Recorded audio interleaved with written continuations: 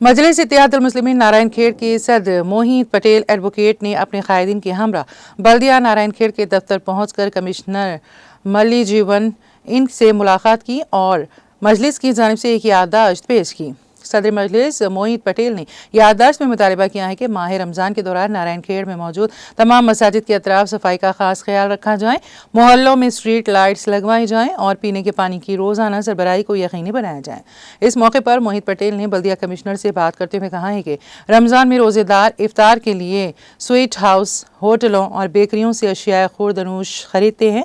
لہٰذا ان مقامات پر food safety اور صفائی کا خاص خیال رکھنے پر زور دیا جائے۔ مزید برآں قبرستانوں میں صفائی کے مؤثر انتظامات کرنے اور عید الفطر کے دن عیدگاہ میں ٹینٹ اور پانی کی سہولت فراہم کرنے کے مطالبے پر بھی ایک یادداشت پیش کی گئی، جس پر کمشنر بلدیہ ملی جیون نے یقین دہانی کرائی ہے کہ مذکورہ تمام امور پر جلد عمل درآمد کیا جائے۔